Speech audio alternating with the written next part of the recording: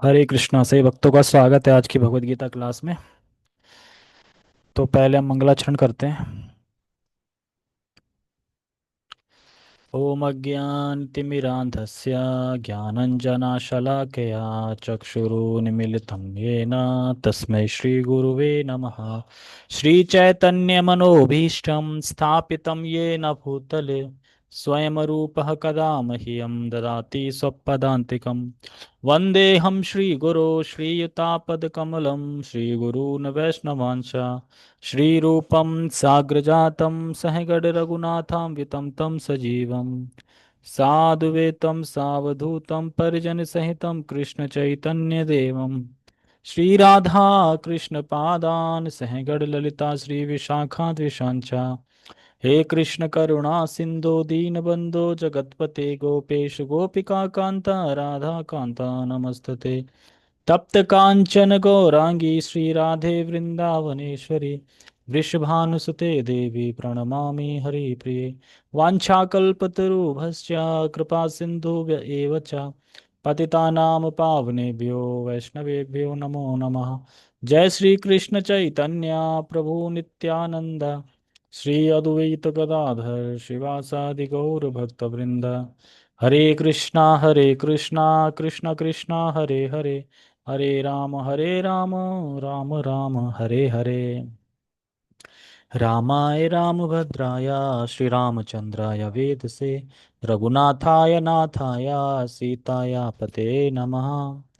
नमो विष्णुपादाय कृष्णपृष्ठाय भूतले श्रीमते भक्तिवेदांता स्वामिन् इति नामिने। नमस्ते सारस्वते देवे गौरवाणी प्रचारिणे निर्विशेष शून्यवादी पाश्चात्य देशतारिणे। हरे कृष्णा। तो आप सभी का स्वागत है आज की भगवत गीता क्लास में। और हम आज श्रीमद् भगवत गीता यथारूप अध्याय 2 श्लोक क्रमांक 17 से पढ़ेंगे। तो 17 से पहले हमने 16 में क्या पढ़ा था। ना सतो विद्यते भावो ना भावो विद्यते सतः उभयोरपि दुष्टो अंतस्त अन्यो तत्वदर्शी।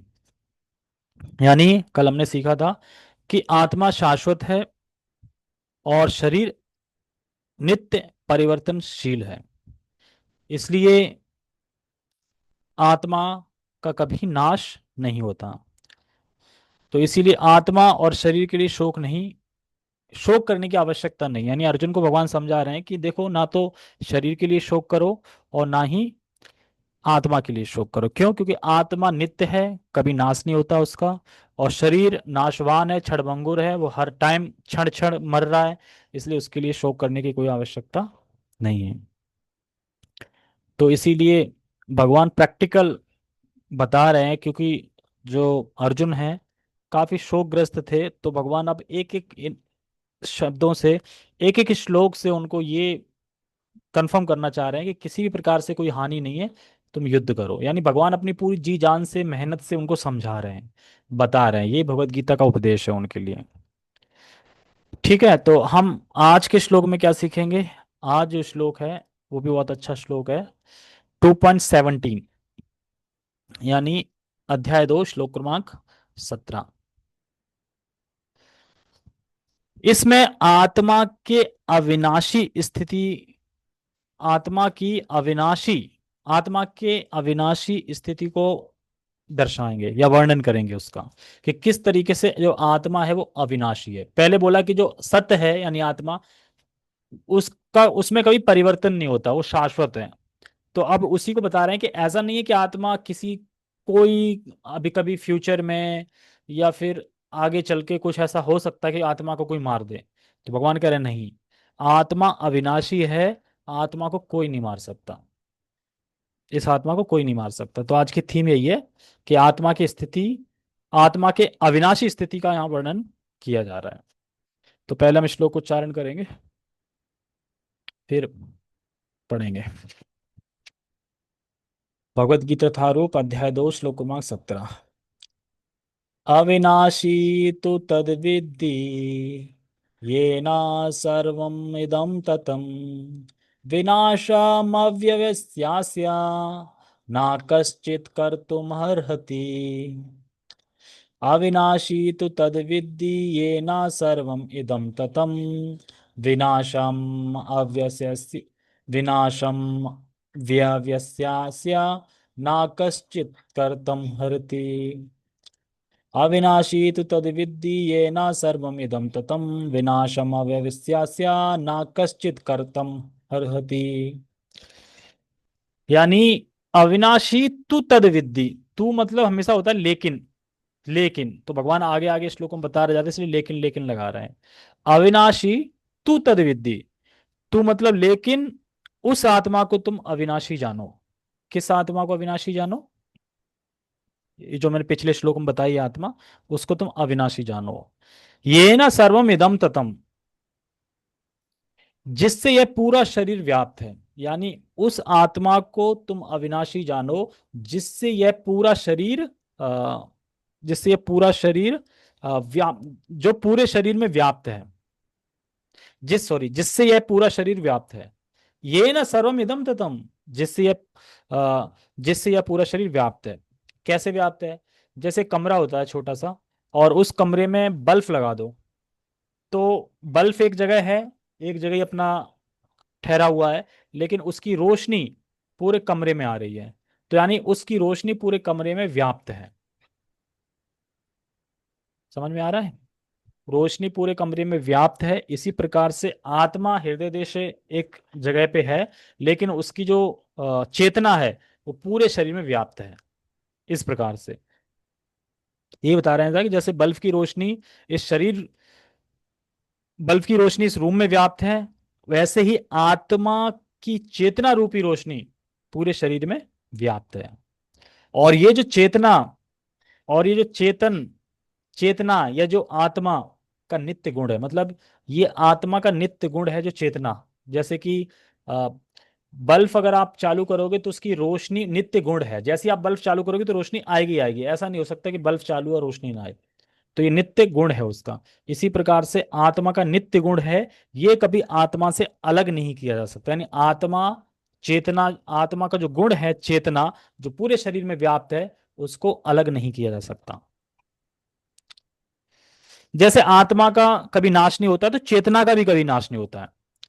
तो उसी प्रकार से आत्मा की शक्ति है चेतना, और आत्मा और चेतना को कभी अलग भी नहीं कर सकते। जैसे कि सूर्य की रोशनी को अलग नहीं कर सकते, उसी प्रकार से आत्मा से आत्मा की चेतना को अलग नहीं कर सकते। ये समझना है। और नीचे लाइन में कह रहे हैं विनाशम अव्यस्यास्य ना कश्चित कर्तुम हरहति। यानी किसी भी समय किसी भी समय इस अव्यव आत्मा का कभी भी नाश नहीं हो सकता। मतलब ऐसा नहीं है कि कोई ऐसा टाइम या दिन आएगा पर्टिकुलर, उस टाइम पे इस आत्मा का नाश हो जाएगा। तो कह रहे हैं कि आत्मा का नाश कभी नहीं होगा, आत्मा हमेशा रहेगी। तो इसीलिए हमें शोक करने की जरूरत नहीं है, क्योंकि हम कभी मरने वाले नहीं है। हो सकता है कि आ, किसी अलग रूप में हम जन्म ले लें, किसी अलग रूप में हम रहें। तो इसीलिए दुख या शोक करने की बिल्कुल भी आवश्यकता नहीं है। इसीलिए जब किसी की मृत्यु होती है तो हमें शोक नहीं मनाना चाहिए, हमें स्मृति मनानी चाहिए। स्मृति सभा, मतलब हमें याद करना चाहिए कि एक व्यक्ति था, ऐसा ऐसा था, बहुत अच्छा था, अभी भी है, ऐसा नहीं मर गया, अभी कहीं होगा, आप कहीं शरीर ले लिया होगा, इस तरीके से मरता नहीं है। शरीर मरता है, आत्मा नहीं मरती। तो आदमी कभी उसने कभी अपने जो व्यष्टि मतलब जो उसका व्यक्तिगत जो आदमी था, वो कभी नहीं मरता। वो तो कहीं ना कहीं है ही ना, किसी न किसी रूप में। हो सकता है कि आपके घर में ही किसी रूप में आ जाए। तो इसीलिए शोक करने की जरूरत नहीं है। हम स्मृति मना सकते हैं, याद कर सकते हैं कि हमारा संग छूट गया, थोड़ा और संग रहता तो ठीक था। लेकिन मरता कोई नहीं है। तो यही आत्मा का ज्ञान अध्याय 2 में भगवान दे रहे हैं अर्जुन को, कि "हे अर्जुन, कोई नहीं मरता। तुम भी नहीं मरते, मैं भी नहीं मरता, कोई नहीं मरता। हम सब मैं भगवान मतलब सोल यानी परमात्मा हूं, और तुम सब जीवात्मा हो, मेरे अंश हो। जिस तरह से मैं नित्य हूं, आप भी नित्य हो, पर बस फर्क इतना है कि मैं विभु हूं, तुम अणु हो। ठीक है। टेक्स्ट पढ़ते हैं। टेक्स्ट। जो सारे शरीर में व्याप्त है उसे ही अविनाशी समझो। कह रहे हैं जो सारे शरीर में व्याप्त है उसे ही अविनाशी समझो। अब आप कैसे फील करोगे कि आत्मा की चेतना उस पूरे शरीर में व्याप्त है? अगर मैं पूछूं कैसे, तो आप लोग क्या जवाब देंगे इसका? किस तरीके से आत्मा पूरे शरीर में व्याप्त है? कह रहे हैं ना इसमें जो सारे शरीर में व्याप्त है उसे ही अविनाशी समझो। क्या सारे शरीर में व्याप्त है और कैसे? कैसे हम समझ सकते हैं कि सारे शरीर में व्याप्त है? शिवदयाल प्रभु ही दिख रहे हैं मुझे, बाकी कोई दिख नहीं रहा है, आप ही बताओ। हरे कृष्ण गुरु जी। हरे कृष्णा। शरीर में चेतना के रूप में दिखता है ना सब कुछ। ये शरीर चल रहा है हमारा दिख रहा है, इसी सब महसूस कर सकते हैं। चलने से महसूस कर सकते हैं?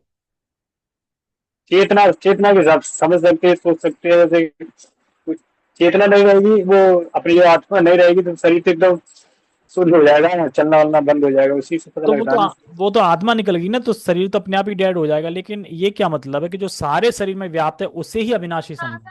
सारे शरीर में व्याप्त है चेतना, ठीक है, इतना तक तो सही है। चेतना के हिसाब से हम उस चेतना को फील कैसे करें कि हाँ चेतना है? फील तो अभी यही सुनेंगे पढ़ेंगे तो समझ में आएगी। साथ में साक्षात्कार के द्वारा ही पता लगेगा ना। ये क्या आपके कान से कुछ निकाल के अपने कान में लगा लिया गया है? अरे ये पता नहीं, ये आ गए पड़ोसी। देखो, ईयरबड्स है वो लगाए। अभिषेक प्रभु बताना चाहते हैं, बताओ।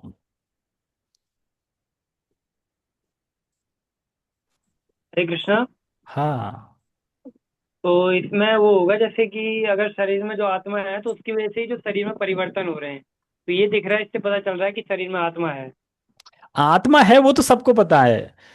आत्मा परिवर्तन पूरे शरीर में व्याप्त है चेतना के रूप में, तो चेतना को फील कैसे कर सकते कि हाँ चेतना है?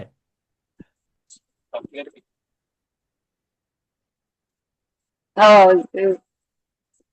परिवर्तन तो सारी जगह से हो रहा है। ज्यादा कठिन नहीं, प्रीति माता जी बताना चाह रही हैं। हरे कृष्णा प्रभु जी। हम्म। जैसे आपने अभी बताया था उस दिन कि जब हमारा शरीर, हम बचपन में होते हैं, हमारा शरीर तो परिवर्तन होता चला जाता है।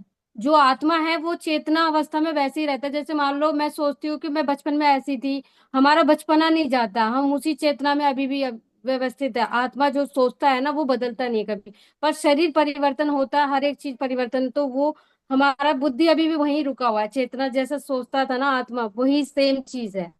मुझे ऐसा लगता है, आपने बताया था उसने ऐसी। वो अलग पता क्वेश्चन नहीं था, मैं ये सही अलग या गलत। क्वेश्चन है।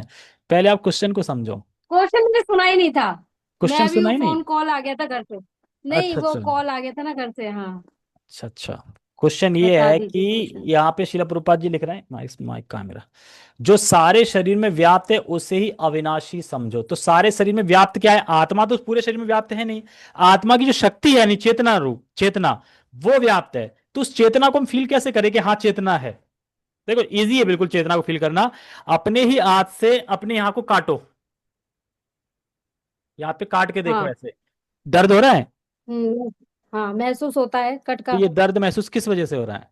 ये चेतना की वजह से हो रहा वो है। स्किन, हाँ स्किन में टच हो रहा है, उससे चेतना हमारी उसमें एकदम से। हमें जो अगर भी किसी अनुभव का, होता है, हमें जो भी अनुभव होता है कि हम यहाँ से हाँ टच हुए, हम यहाँ से ये हुए, किसी ने काटा तो दर्द हो, हाँ हाँ। तो ये दर्द फील कौन कर रहा जैसे है? हमारा, चेतना की वजह से दर्द हो रहा है। अगर हाँ चेतना वहां पे नहीं होगी तो दर्द नहीं हाँ होगा। जैसे होता है ना, सुन्न कर देते हैं, वहां पे चेतना नहीं है, तो वहां हाँ पे वो कांटा लगा दे, कुछ भी लगा दे, चीड़ा फाड़ी कर दे, आपको दर्द नहीं हाँ होगा। क्यों? हाँ इसीलिए क्योंकि वहां पे आपकी चेतना है ही नहीं। जहां जहां चेतना है वहां वहां हाँ। आपको फील होगा। तो चेतना को फील करने का एक यही उपाय है कि जहां कहीं में हमारी चोट लगती है या दर्द होता है, तो हमें महसूस होता है कि हाँ मुझे यहाँ पे दर्द हो रहा है। तो वो महसूस हम्म। होना, वो शक्ति ही चेतना है। हाँ, वो एक बार ये वाली क्लास लगी थी वहां पे, इस्कॉन पे लगी थी। वहां पे भी चेतना के बारे में प्रभु जी बता रहे थे कि जैसे आग पे हमारा हाथ जैसे ही जलने लगता है तो हमें इंस्ट्रक्शन चेतना देती है कि अब जलने वाला हटा लो हाथ, ऐसे जैसे करके। ये है, अभी इसको कोई काटे तो इसमें दर्द होगा इसको, क्योंकि जड़ है। लेकिन हमें दर्द हो रहा है, यानी हमें चेतना है। तो ये चेतना का फंक्शन है कि चेतना से हम अनुभव कर सकते हैं चीजों का। यानी चेतना है तो हम अनुभव कर रहे हैं। आत्मा तो एक जगह है, लेकिन आत्मा की शक्ति से पूरे शरीर में चेतना है। आत्मा यहां है मान लो हृदय देश में, अब मैं बोलूं आत्मा यहां तो नहीं है, तो यहां पे फील क्यों हो रहा है दर्द? तो आत्मा की शक्ति है चेतना रूप में, इसलिए फील करा रही है यहाँ पे।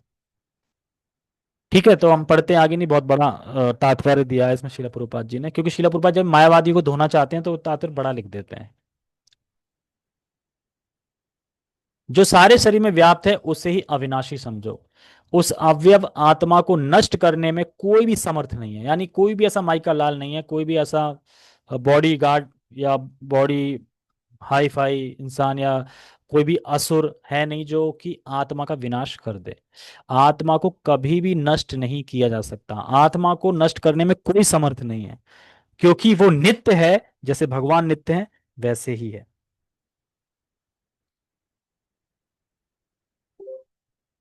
तो आत्मा को नष्ट नहीं किया जा सकता, इवन मटेरियल एनर्जी को भी नष्ट नहीं किया जा सकता। तो ये तो एनर्जी भगवान की एनर्जी है, तो सोचो इसकी शक्ति का तो आप अंदाजा ही नहीं लगा सकते। क्योंकि जब हम जीव आत्मा जो हैं, क्या क्या नहीं बना दिया, एरोप्लेन, दुनिया भर के साइंटिस्ट लगे हुए हैं, ढूंढ रहे हैं एक से एक चीज। तो ये भगवान की शक्ति तो है सारी। तो भगवान की शक्ति जब क्या क्या कर सकते, सोचो भगवान फिर क्या होंगे, और हम भगवान की शक्ति हैं। तो इसीलिए भगवान कह रहे हैं, तो ये द्रोण, भीम, ये सब इनके सब भी आत्मा है, और ये अविनाशी है, इसको कोई मार नहीं सकता। तो इसलिए हे अर्जुन, तुम शोक मत करो।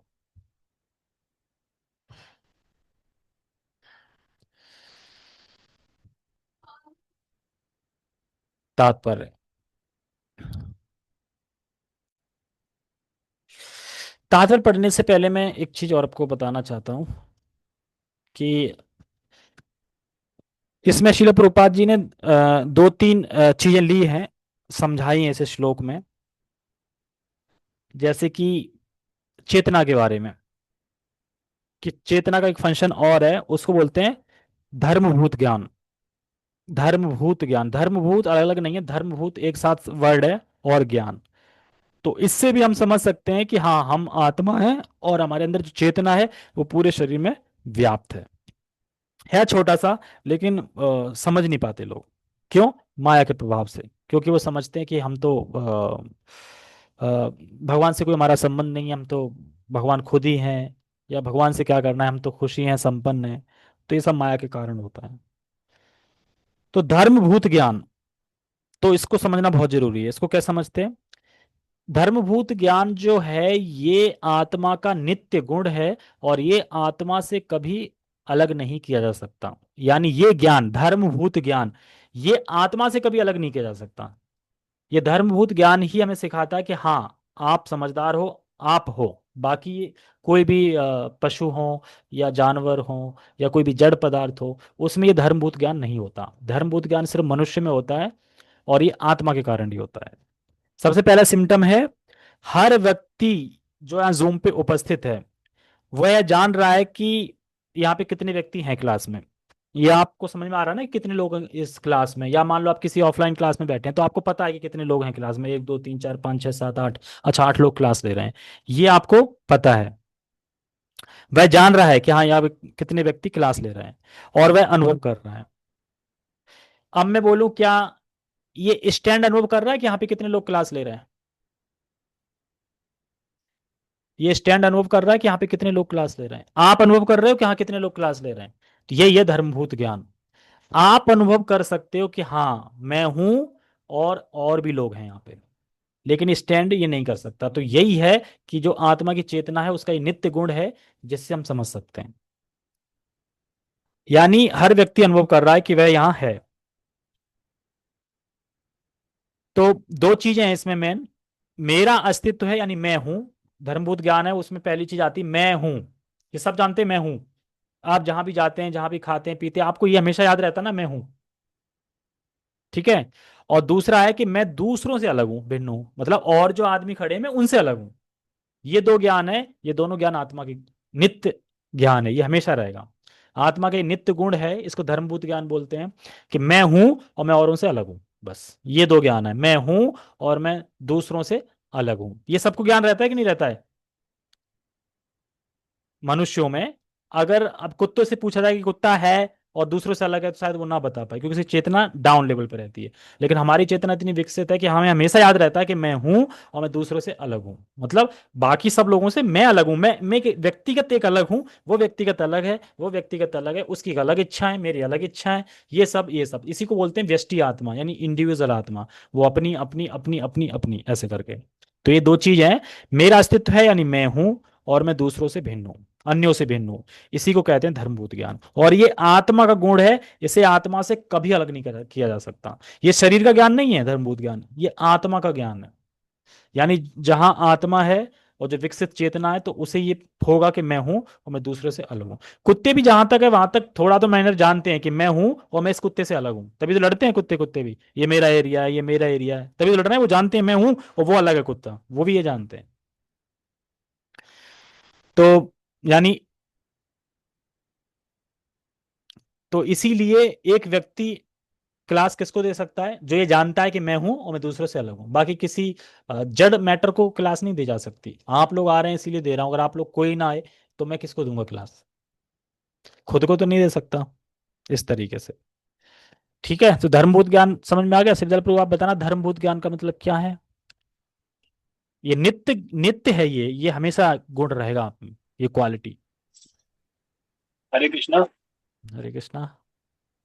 धर्मभूत का ज्ञान यही बताया है, जैसे कि मैं हूँ और सब हैं, ये आत्मा का ज्ञान है। मैं हूँ और दूसरों से अलग हूँ। हाँ, आप ये अनुभव कर रहे हैं ना कि मैं हूं और बाकी और जो लोग हैं मीन्स उनसे मैं अलग हूं, उनसे भिन्न हूं, उनसे भी वो मैं नहीं हूं। अलग हूँ। तो ये ज्ञान कहां से आ रहा है आपको? ये ज्ञान जो आत्मा की चेतना है ना, वहीं से आ रहा है।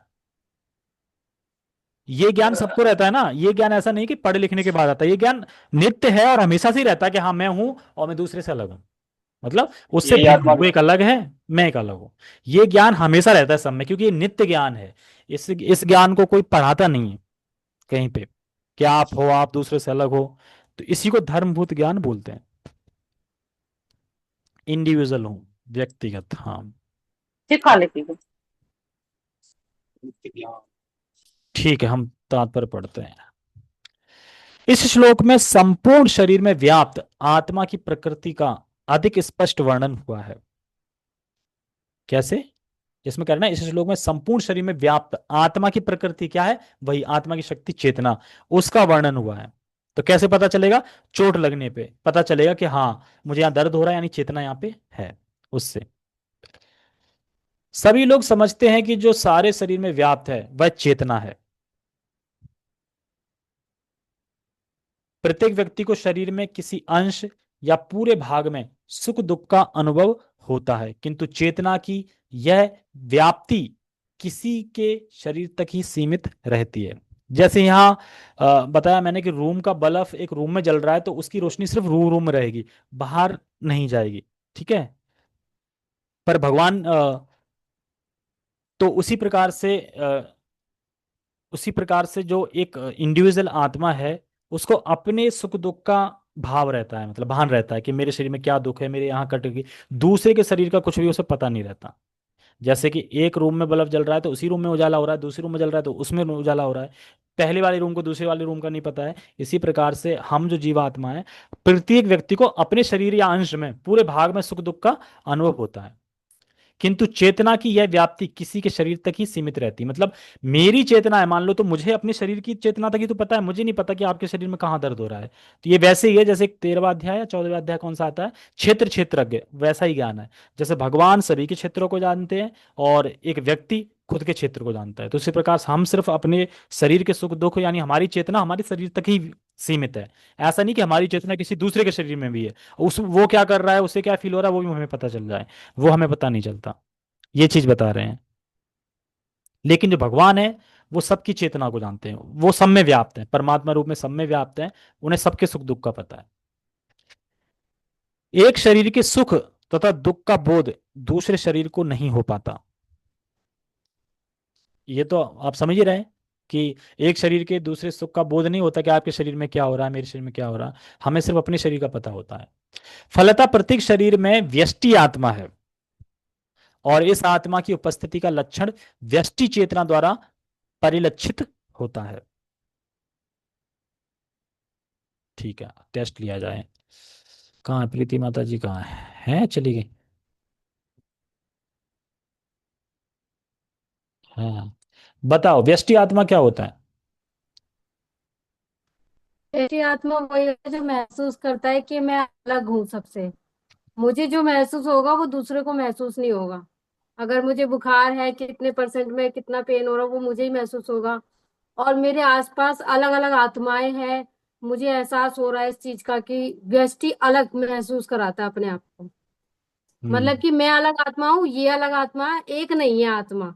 जैसे मायावादी बोलते हैं ना, व्यष्टि आत्मा को नकारते, वो बोलते नहीं, वो तो सब जाके एक हो जाएंगे, ऊपर जाके एक ही शक्ति में मिल जाएंगे, हम सब भगवान है। पर व्यष्टि अलग अलग महसूस कराता है। हमारी भगवान भगवान अलग चीज है और हम आत्माएं अलग है, अंश भगवान के। ये है। हम्म।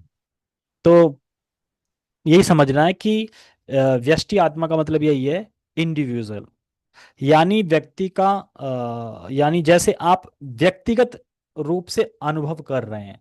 हाँ देखो, हर कोई यहाँ पे सुन रहा है मैं जो बोल रहा हूँ, लेकिन सब लोग अपना अपना अनुभव कर रहे हैं व्यक्तिगत रूप से कि क्या बोला जा रहा है, मैं सुन रहा हूँ, मैं समझ रहा हूँ। सब लोग अपना अपना व्यक्तिगत रूप से अनुभव कर रहे हैं इस क्लास का, जबकि सब हैं साथ में। मान लो भले ये क्लास में 10 लोग बैठे हों, लेकिन 10 के 10 व्यक्तिगत रूप से अनुभव करेंगे अपने आप में। इसी को इंडिविजुअल इंडिविजुअल बोलते हैं, इंडिविजुअल आत्मा यानी व्यष्टि आत्मा। यानी सब लोग अपना अपना व्यक्तिगत अनुभव करते हैं। जैसे मान लो किसी ने गुलाब जामुन खाया, तो भले ही 10 लोग खा रहे हैं, लेकिन जो खाने वाला है वो तो अपना व्यक्तिगत अनुभव कर रहा है ना अपने सुख का, और वो अपना सुख का व्यक्तिगत कर रहा है। उसका ऐसा तो नहीं कि वो खा रहा है आपको आनंद आ रहा हो, वाह वाह वाह कितना अच्छा टेस्ट है, ऐसा तो हो नहीं सकता। तो इसी को व्यष्टि आत्मा बोलते हैं, व्यक्तिगत रूप से यानी व्यक्तिगत अनुभव करना। कहाँ पे थे, हाँ। इस आत्मा को बाल के अग्रभाग के 10,000वें भाग के तुल्य बताया जाता है। श्वेताश्वतर उपनिषद में इसकी पुष्टि हुई है। आप समझ लो हम कौन है, ठीक है, हमारे बारे में ही बताया जा रहा है। बालग्र शत भागस्य शतधा कल्प कल्पितस्य च भागो जीवः स विज्ञेयः स चाचानन्त्याय कल्पते। यदि बाल के अग्रभाग को 100 भागों में विभाजित किया जाए और फिर इनमें से प्रत्येक भाग को 100 भागों में विभाजित किया जाए, तो इस तरह के प्रत्येक भाग की माप आत्मा का परिमाप है। सोचो, हम ये हैं। हम क्या हैं, हम ये, हम यहां से पता चल रहा है कि हम कौन है। हम कौन है, एक बाल लो, उस एक अग्र भाग बाल लिया आपने, उसको 100 भागों में बांट दो, और 100 भाग में से जो एक भाग निकलेगा, या 99 अलग रख दो, एक निकलेगा, उसको फिर 100 में काट दो। तो यानी एक अग्रभाग के 10,000वां हिस्सा हम हैं। सोचो, हम ये हैं। अब यहां सोचो तो कहते हैं कि हम तो कुछ हैं, या कुछ मूर्ख लोग कहते हैं ना, तुम जानते हो मैं कौन हूं, तो उसे बोल दो हाँ हम जानते हैं आप कौन हो। बाल के अग्रभाग के 100वें हिस्से के फिर 100वां हिस्सा कर दो, आप वो हैं। तो वो तुरंत चिढ़ जाएगा कि उसे बर्दाश्त नहीं होगा, अच्छा मैं इतना छोटा हूँ, हाँ बिल्कुल इतना छोटा। आत्मा इतनी छोटी है, फिर भी उसका स्वरूप है, ऐसा नहीं कि स्वरूप नहीं है उसका। आप सोच के देखो, इतनी छोटी चीज का स्वरूप हो सकता है, मतलब उसके भी हाथ हैं, पैर है, नाक आंख मुंह सब है आत्मा का। हो सकता है, कौन साइंटिस्ट बना सकता है इतनी छोटी चीज में भी आंख नाक पैर बना दे सब। मच्छर तो बना नहीं सकते, तो और ही क्या बनाएंगे फिर। लेकिन है, क्योंकि हमारी जो ये आंखें हैं, ये तो एक तरीके से गुल्लक है, इससे नहीं हम देख रहे, इसके अंदर आत्मा की जो आंख है वहां से हम देख पा रहे हैं। इसलिए तो इंसान की आंख क्यों चली जाती है, आंख तो है, दिख रही है, लगी भी है, फिर दिख ही क्यों नहीं रहा, क्योंकि अंदर से आत्मा की आंख चली गई। तो वो कैसे देखेगा, देख ही नहीं सकता।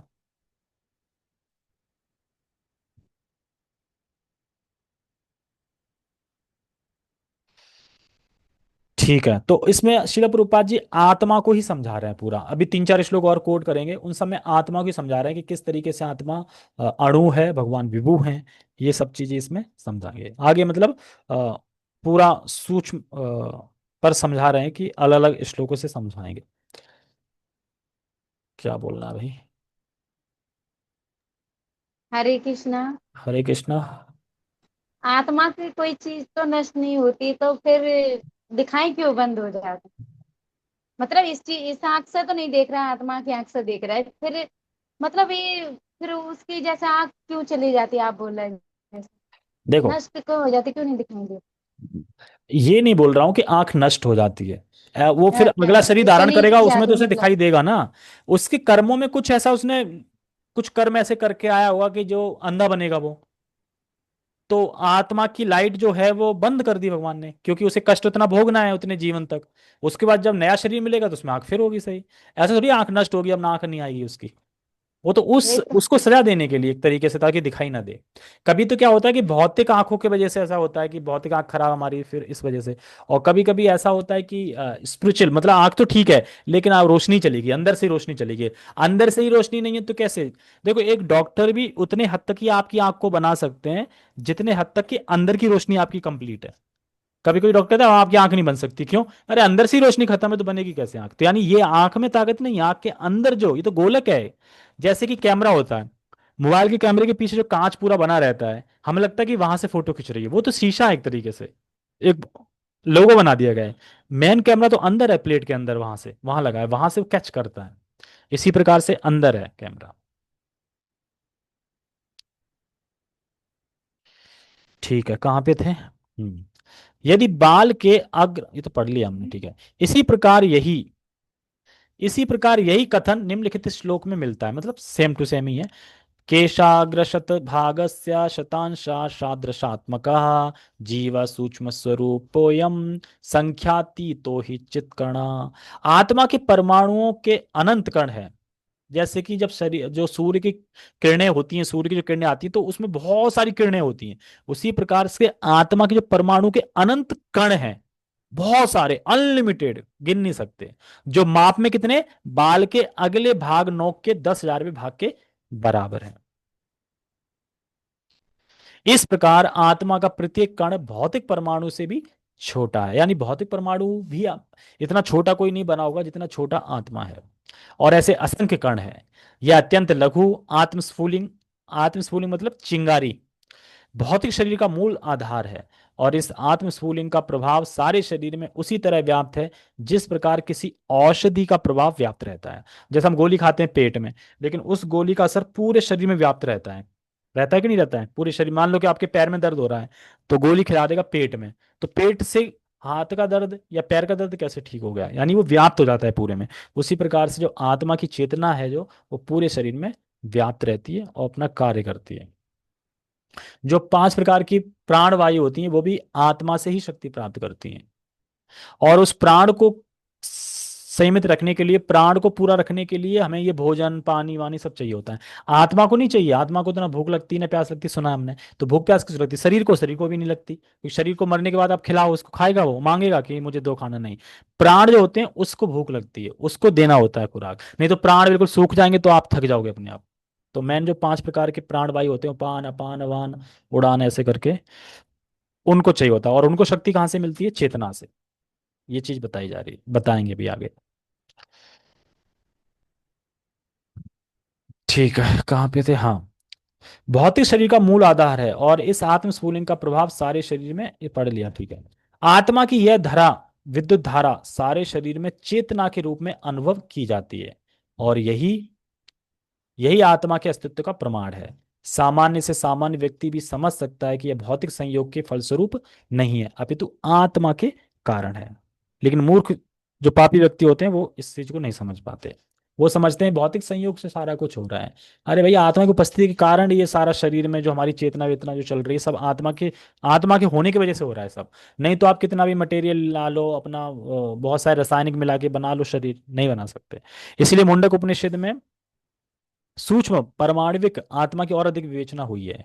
एषो गुणरात्मा चेतसा वेदितव्यो यस्मिन् प्राणः पंचधा संविशेष प्राणिश्चितम सर्वमोतम प्रजानम यस्मिन् विशुद्धे विभव विभव तेष आत्मा। यानी आत्मा आकार में अणु तुल्य है, जिसे पूर्ण बुद्धि के द्वारा जाना जा सकता है। तो ऐसा नहीं कि हम आत्मा को जान नहीं सकते, जान सकते हैं। यह अणु आत्मा 5 प्रकार के प्राणों में तैर रहा है। प्राण अपान व्यान समान और उड़ान।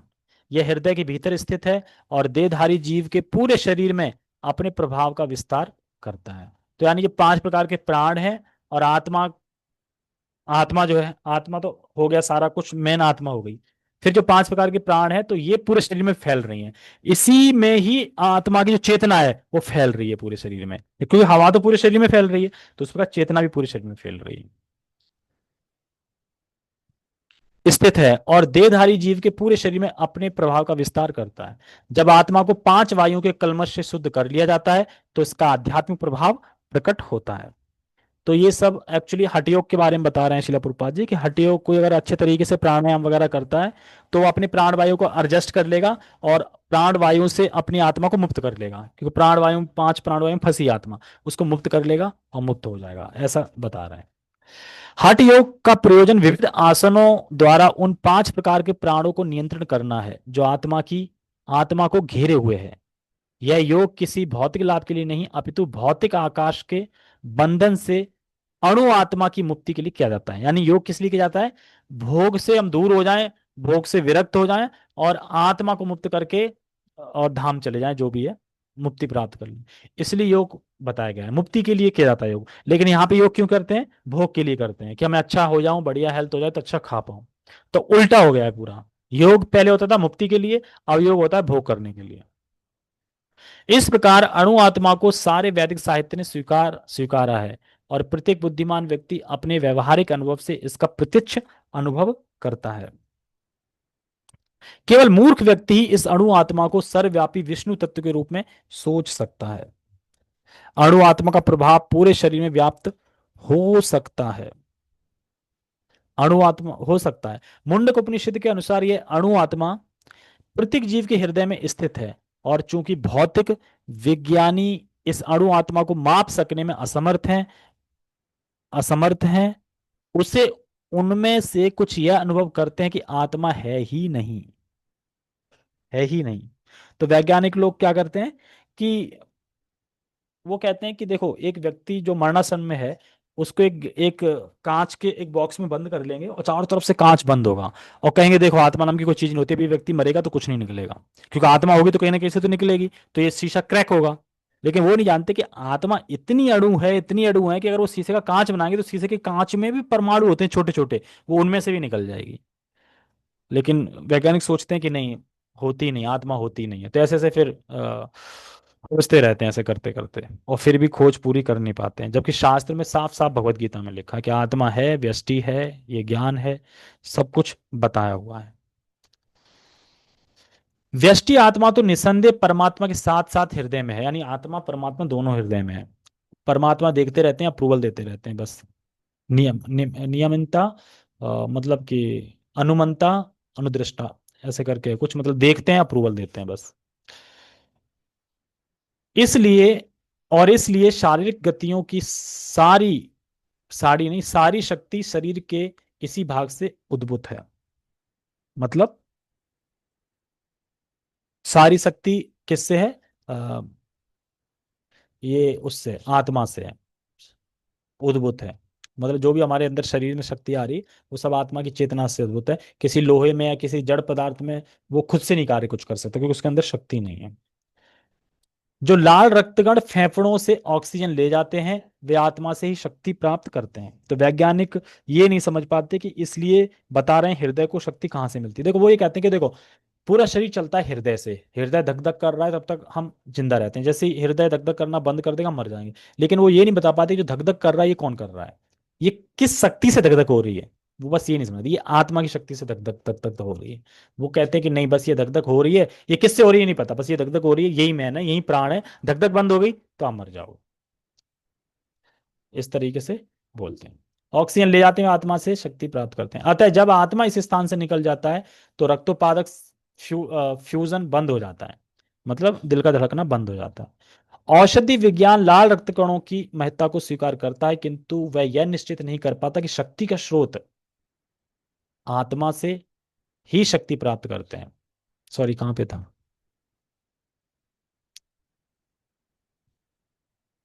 हाँ, औषधि विज्ञान लाल रक्त कणों की महत्ता को स्वीकार करता है, किंतु वह यह निश्चित नहीं कर पाता कि शक्ति का स्रोत आत्मा है। बस यहीं पे थोड़ा दिक्कत हो जाती है, वो समझ नहीं पाते कि जो हृदय जो धड़क रहा है उसमें भी शक्ति कहाँ से आ रही है, ये आत्मा से आ रही है। जो भी हो, औषधि विज्ञान यह स्वीकार करता है कि शरीर की सारी शक्ति का उद्गम स्थल हृदय है। तो प्रभुपाद जी बताते हैं, एक डॉक्टर के लेटर लिखते हैं जिसमें बताते हैं कि हृदय में जो आत्मा है वह ज्ञान का स्रोत है। यानी अगर आपको ज्ञान का पूरा स्रोत लेना है तो हृदय में जो आत्मा है वहीं से सब कुछ हो रहा है। ऐसा नहीं कि दिल अपने अपने मन से ही धड़क रहा है, और धड़क रहा है तो फिर बंद क्यों जाता है धड़कना, बताना कौन चला गया? जो दिल तो वही है, सब कुछ वही है, धक धक करना बंद क्यों कर देता है? क्योंकि आत्मा चली गई वहां से। पूर्ण आत्मा के ऐसे अनुकणों की तुलना सूर्य प्रकाश के कणों से की जाती है। इस सूर्य प्रकाश में असंख्य तेजों में अणु होते हैं। इसी प्रकार परमेश्वर के अंश उनकी किरणों के परमाणु स्फुलिंग हैं और प्रभा या पराशक्ति कहलाते हैं। जैसे सूर्य का प्रकाश की शक्ति प्रभा, जैसे सूर्य के प्रकाश की शक्ति प्रभा कहलाती है। प्रभा एक श्लोक है, जगदंड कोटि प्रभा करके आता है श्लोक में, जो सब जगह व्याप्त है। तो छोटे छोटे कण के रूप में उसकी प्रभा होती है। तो ऐसे ही जो परमाणु जो आत्मा है, तो आत्मा के छोटे छोटे जो कण होते हैं, बिल्कुल बिल्कुल अणु होती है। मतलब जैसे भगवान तो विभु होते हैं, हम छोटे स्फुलिंग होते हैं एकदम कण की तरह बिल्कुल। तो इसीलिए दिखाई नहीं देती आत्मा। अतः चाहे कोई वैज्ञानिक ज्ञान का अनुगामी हो या आधुनिक विज्ञान का, वह शरीर में आत्मा के अस्तित्व को नकार नहीं सकता। भगवान ने स्वयं भगवत गीता में आत्मा के इस विज्ञान का विशद वर्णन किया। तो भगवान अब आगे आत्मा के विज्ञान का विशद वर्णन करेंगे। इसीलिए इसमें आगे आएगा श्लोक, न जायते मृते व कदाचित नायम भूत्वा भाविता व न भूया अजो नित्य शाश्वतम पुराणे न हन्यते हन्यमाने शरीरे। सारे चैप्टर सेकंड में ही है। तो इस तरीके से है। तो इसमें तीन चीजें क्या है? अविनाशी है आत्मा, और पूरे शरीर में व्याप्त है चेतना के रूप में, और किसी भी तरह से इसका कोई वध नहीं कर सकता, इसको कोई नहीं मार सकता। ठीक है।